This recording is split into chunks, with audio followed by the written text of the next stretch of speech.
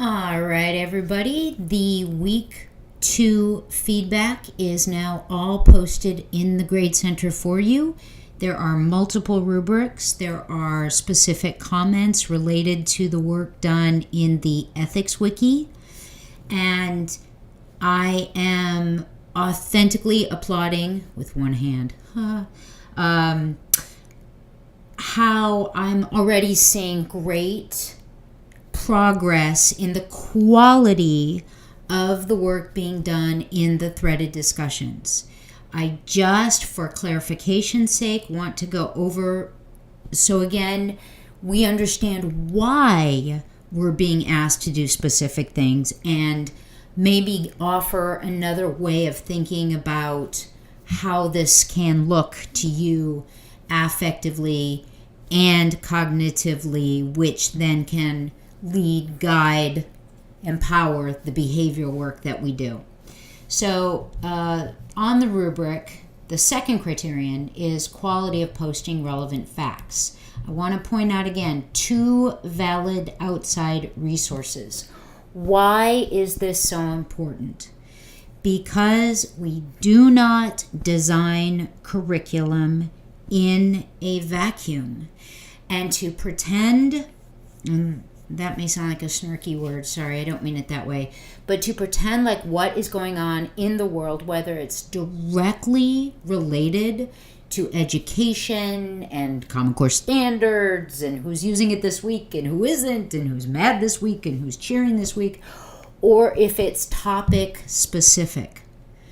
I try very hard to role model both of those outside branches of information to bring in. And I really hope that you all are looking at what your peers are sharing, because there have been a couple things that were brought in already that I had never seen before and read and watched and was genuinely like, oh, okay, that is another piece of information that I can now truly embed in my scaffold to strengthen my understanding of this, or conversely, and that relates directly down to C, which we'll get to, is focusing on things that I don't know. I love it when somebody brings in stuff that I don't know, and we'll get there, but that relates to this. So that's why the 2 valid outside resources, okay? And if the validity, like if it's a blog, what do I mean by valid? If it's a blog by some random person sitting in a trailer in the middle of nowhere who doesn't have any credentials or anything, you could use it as fodder for discussion, but I wouldn't exactly stake my career on it. Okay, then we move down to involvement in dialogue. This, again, has gotten far better in week 2 than we started in week 1. Your responses, remember, you only have 3 posts a week. You have your initial post on topic, and then you have your 2 response posts. Of course, you're welcome to do more, but now, yes, in week 2, you had 2 threaded discussions. That won't happen again, so thank you and congratulations, you survived. Meaty, meaningful, relevant posts demonstrate that the learner is both reading others' posts and reflecting upon them. So what does it mean? Don't just say, I agree, and then launch into your own personal anecdote. Why do you agree? Give a little more context.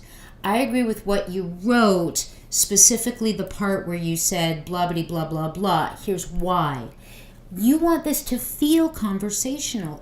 It shouldn't feel like a giant bulletin board that you pop in once a week, put something on a note card, post it up, and walk away. We truly want to get dialogue going so we can engage in our own authentic construction of understanding, negotiation of meaning. V is Vygotsky. That's good enough for me. Hey, V, verbal, V Vygotsky. All right? And then down here, this is where I'm going to, once again, and sorry, I know I'm redundant, but I'm good at it, talk about what this looks like. When you join a conversation thread, You want to elevate the dialogue by bringing something more into it. Don't just agree and then share your own anecdote that keeps the playing field exactly level. You want to use what was shared by your peer as a springboard. Does it offer any questions, or could you bring in a new resource to help expand the thinking that was shared? Suggesting other solutions, pointing out problems. You know what? I hear what you're saying. I gotta say, it's not gelling for me because blah, blah, blah. Have you considered, or what would happen if? What if is a wonderful thing to bring to a conversation to expand it. Okay, here's where we're starting, and I hear what you're saying, but what if we added in the element of the variable of the consideration about, sorry, I was talking to my sister, she's from Canada, sorry, about, asking thoughtful questions or even respectfully disagreeing. I want to go back to the questions because, and this is so relevant with Common Core, the whole issue of critical thinking. If we recognize what the dictionary definition of critical thinking is, it is being engaged in, well, hang on, hello, why am I going to tell you instead of us looking it up together? Let's go to the dictionary. Critical thinking. What's the first hit? Wikipedia. Oh no, we're not going there. Let's go to the criticalthinking.org. I like these guys. All right. Defining critical thinking, the awakening of the intellect to the study of itself. All right.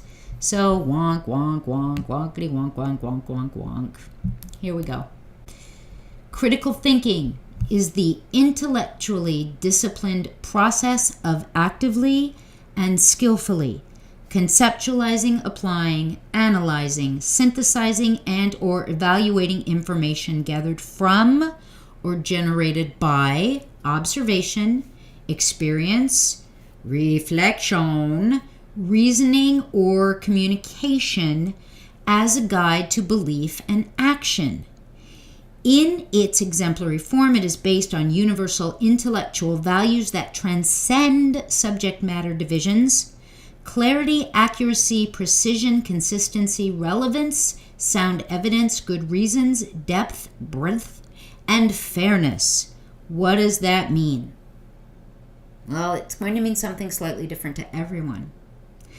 But how in the world can we engage in such in-depth actions that relate to our own understanding, Wiggins and McTeague's sense of understanding, without inquiry, without the recognition that everything is subject to question? We as teachers have for a very long time been in the role of the questions we ask our students are questions that they are specifically needing to answer. One answer, an answer. Give me the answer. I'm asking you a question, not because I'm authentically curious, but because I'm looking for you to give me a proper response. We have to start role modeling what it looks like when you authentically engage in inquiry, in questioning, to authentically gain understanding. We should turn my use of the word authentic into like a high bob game. And if you don't know what that means, email me and I'll tell you. So what am I saying here? That this specific criterion relates directly to us engaging in critical thinking. And in fact, I could use that term here, and maybe going forward, I will actually put that in. I didn't put it in the first couple times because I was afraid that, and we're having this conversation right now, that it was too nebulous. I was trying to use friendly language that was a little more descriptive in nature. So just as all of us as peers initially came in with a very different understanding, a very different paradigm of what curriculum is. And we have worked together to craft a definition and understanding that we all can be confident we share together. Maybe now that's what I need to do here. And again, look what I'm doing. I'm role modeling. Nothing is done, guys. Everything we do as teachers is always open to refinement and revisioning, and we want to make sure it serves the learners. So please, let's going forward, consider this, the quality of the posting, elevating the dialogue. Consider that your direct link into your own ability to engage in critical thinking. I am assigning time for critical thinking. Okay? Any comments, questions, issues, or ideas? I'm an email away. And don't forget, ding, da, ding, da, da, da, da, da, da. Yes, it's Wednesday. All right. See you online. Bye.